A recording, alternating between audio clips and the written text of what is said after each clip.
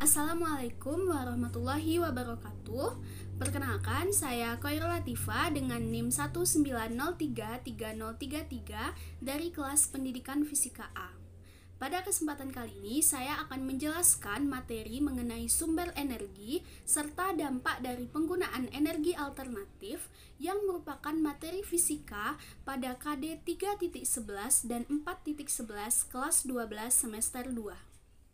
Sumber energi merupakan segala sesuatu yang dapat menghasilkan energi, baik secara langsung maupun melalui proses konversi.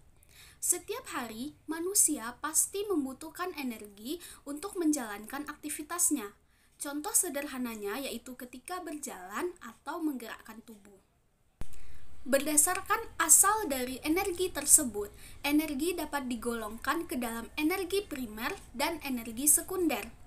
Energi primer merupakan energi yang berasal dari sumber energi yang dapat ditemukan di alam, seperti angin, air, surya, kayu, batu bara, minyak, dan nuklir.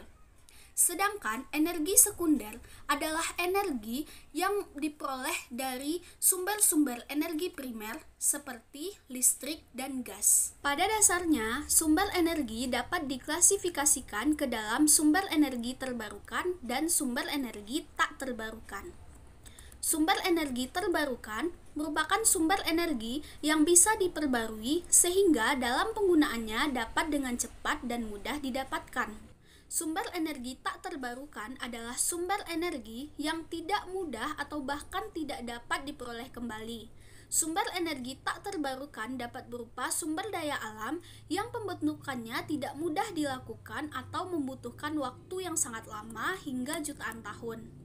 Contoh dari sumber energi terbarukan ini diantaranya yang pertama adalah air. Energi air adalah salah satu alternatif bahan bakar fosil yang paling umum. Sumber energi ini didapatkan dengan memanfaatkan energi potensial dan energi kinetik yang dimiliki air. Yang kedua, angin. Energi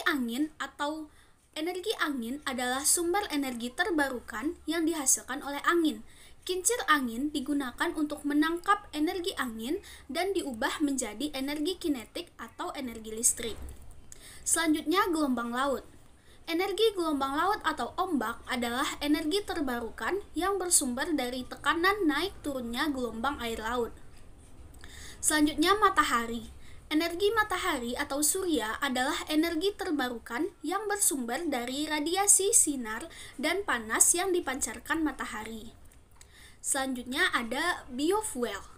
Biofuel atau bahan bakar hayati adalah sumber energi terbarukan berupa bahan bakar baik padat, cair, dan gas yang dihasilkan dari bahan-bahan organik. Selanjutnya biomasa. Biomasa adalah jenis energi terbarukan yang mengacu pada bahan biologis yang berasal dari organisme yang hidup atau belum mati. Sumber biomasa antara lain bahan bakar kayu, limbah, dan alkohol. Biomasa dapat dikonversi atau diubah menjadi bentuk lain seperti gas metana atau biogas, etanol, dan biodiesel. Sumber energi tak terbarukan dapat berasal dari bahan bakar fosil. Adapun bahan bakar fosil yang menjadi sumber energi yang paling banyak digunakan adalah yang pertama, batu bara. Batu bara merupakan campuran yang sangat kompleks dari zat kimia organik yang mengandung karbon, hidrogen, dan oksigen dalam senyawa hidrokarbon serta sedikit nitrogen dan sulfur. Batu bara dibentuk oleh hasil karbonisasi pepohonan dan tumbuhan. Pertambangan batu bara 80%-nya dimanfaatkan untuk membangkitkan tenaga listrik. Yang kedua adalah minyak bumi. Minyak bumi merupakan minyak dan gas yang dibentuk dari sisa-sisa tumbuh-tumbuhan kecil dan hewan yang hidup di lautan jutaan tahun lalu. Minyak bumi diekstraksi dari lapisan atas di dalam kerak bumi melalui proses tambang dalam bentuk cairan kental, berwarna coklat gelap atau kehijauan yang mudah terbakar. Selanjutnya, yang ketiga adalah gas alam. Gas alam sering disebut sebagai gas bumi atau gas rawa. Gas alam banyak ditemukan di ladang minyak, ladang gas bumi, dan tambang batu bara. Energi yang dihasilkan gas alam lebih efisien dibanding minyak bumi dan batu bara. Penggunaannya jauh lebih bersih dan sangat ramah lingkungan sehingga tidak menimbulkan polusi terhadap lingkungan. Keunggulan lain dari gas alam adalah tidak berwarna, tidak berbau, tidak korosif, dan tidak beracun. Sumber energi tak terbarukan yang terakhir adalah nuklir. Nuklir dikategorikan sebagai sumber energi tak terbarukan karena untuk menghasilkan energi nuklir diperlukan unsur radioaktif terutama uranium. Meskipun kelimpahan ukuran yang cukup besar, tetapi keberadaannya di alam tersebar di bebatuan bahkan di dalam air laut yang jarang sekali terkonsentrasi di suatu tempat. Kelebihan dari penggunaan energi nuklir sebagai sumber energi antara lain tidak menghasilkan emisi gas CO2, dapat menghasilkan energi dan daya yang sangat besar, cadangan bahan bakar fosil, dan dapat digunakan sebagai sumber energi dalam waktu yang cukup lama. Sementara itu, kelemahannya adalah terdapat resiko penyalahgunaan oleh orang-orang yang tidak bertanggung jawab, adanya resiko atau bahaya dari limbah radioaktif, potensi kebocoran dan kecelakaan dalam pengoperasian reaktor, serta biaya pembuatan reaktor nuklir yang sangat besar. Selanjutnya, kita masuk ke pokok bahasan pembangkit tenaga listrik. Pembangkit listrik adalah sebuah alat yang dapat membangkitkan dan memproduksi tenaga listrik dengan cara mengubah suatu energi menjadi energi listrik. Pembangkit listrik ini memiliki banyak jenisnya, yaitu yang pertama adalah pembangkit listrik tenaga air atau PLTA. Energi potensial air karena ketinggian dan energi kinetik karena kelajuan air dapat dimanfaatkan untuk membangkitkan tenaga listrik.